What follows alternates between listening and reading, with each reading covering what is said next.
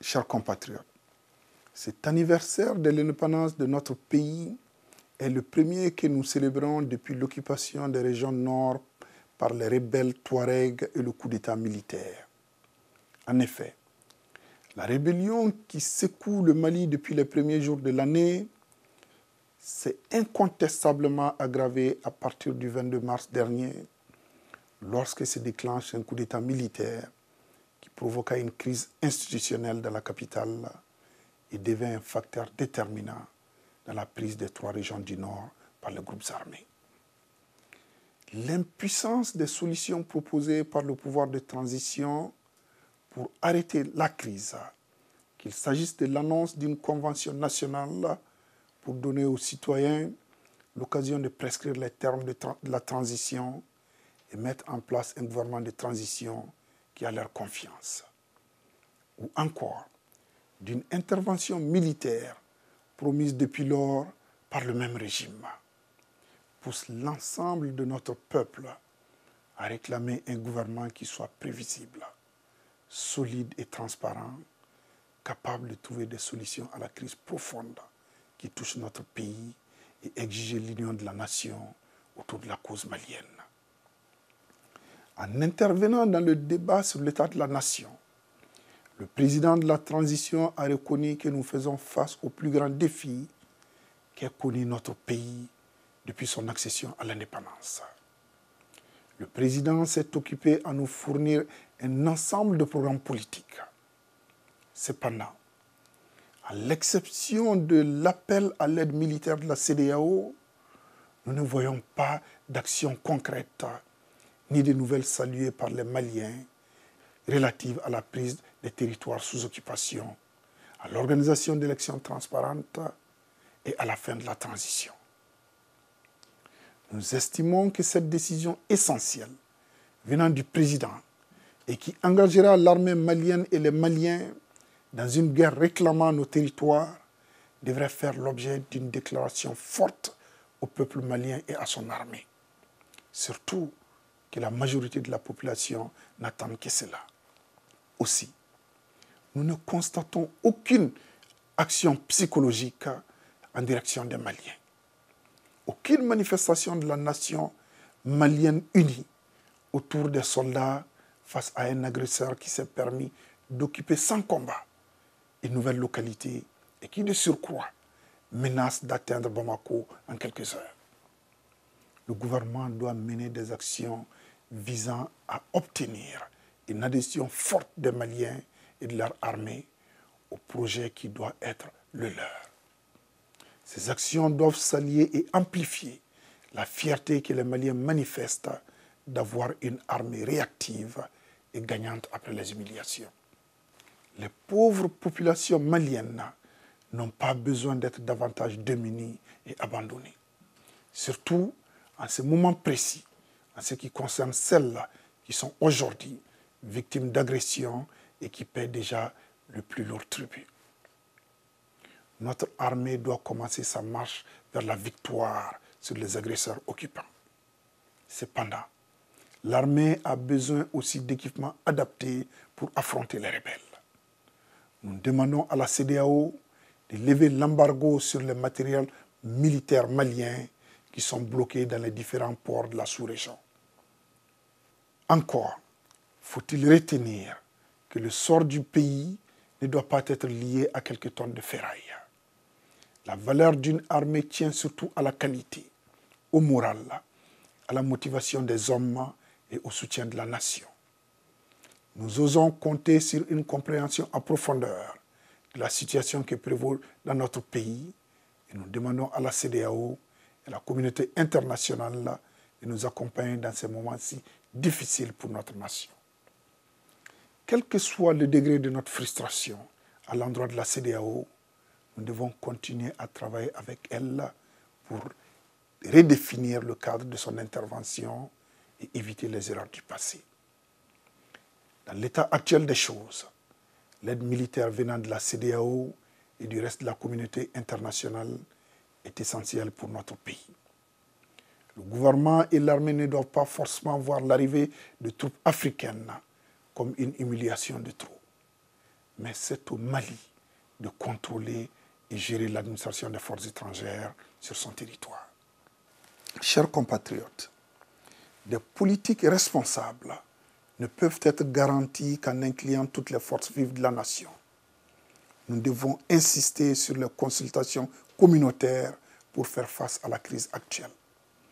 Notre approche doit être commune et basée sur une seule stratégie de sortie de crise, unique et rapide.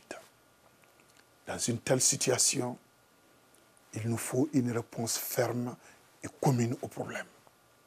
Nous supposons que les positions du président prévoient ces aspects.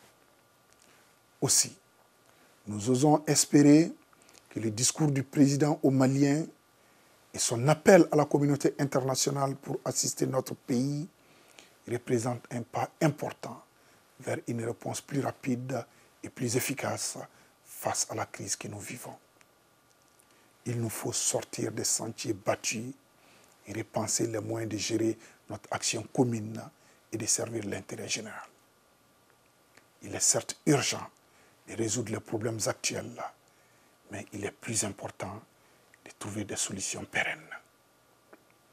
Il ne suffit pas seulement d'évoquer l'avenir.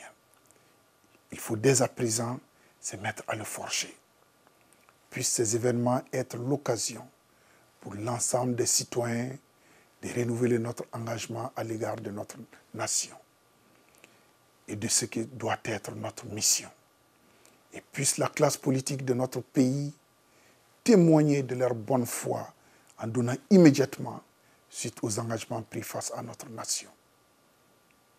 Chers compatriotes, nos frères et sœurs sous occupation sont soumis à de constants harcèlements de la part des rebelles sans foi ni loi.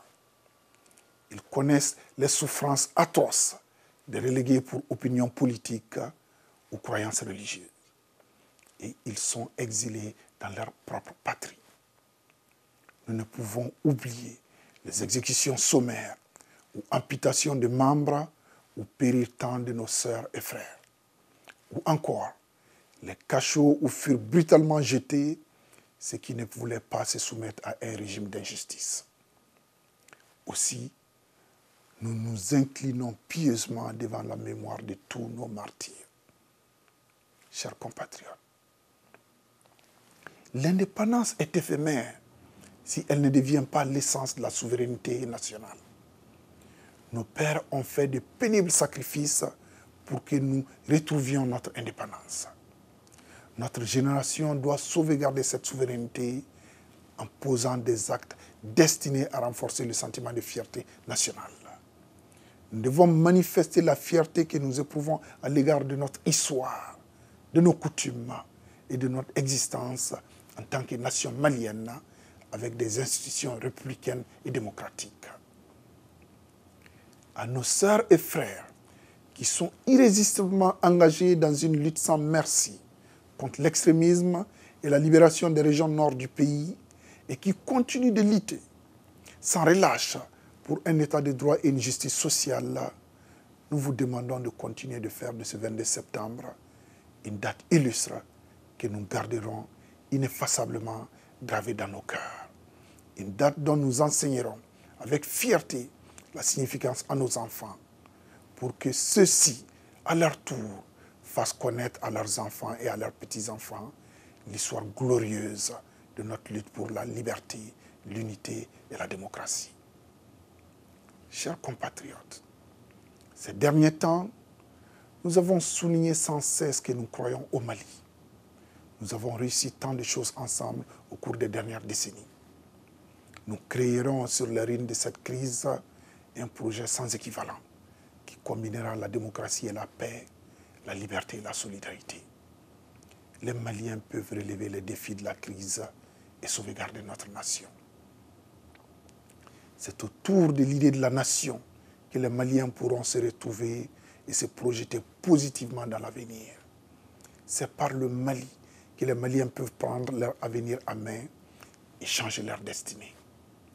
Il est temps que la République assure la sécurité de ses citoyens. mise à mal pendant des décennies de progression constante des violences aux citoyens, à nos coutumes et religions. L'idéal de notre nation, c'est d'abord une société où chacun se sent dépositaire du destin commun national. Ce sont les institutions qui permettent au peuple de s'exprimer et de voir sa volonté traduite au niveau du gouvernement. Des institutions qui réaffirment avec autorité l'équilibre des droits et des devoirs en toutes circonstances. C'est aussi une société qui partage des valeurs fortes. L'allégeance à l'action collective, une foi, d'une nation unie, un peuple, pour la construction nationale, un but. Enfin, c'est une société qui défend la sécurité et la laïcité face aux remises en cause. Soyons tous au rendez-vous du courage et continuons ensemble. Nous vous remercions pour votre attention et que Dieu bénisse la nation malienne dans une Afrique unie et en paix.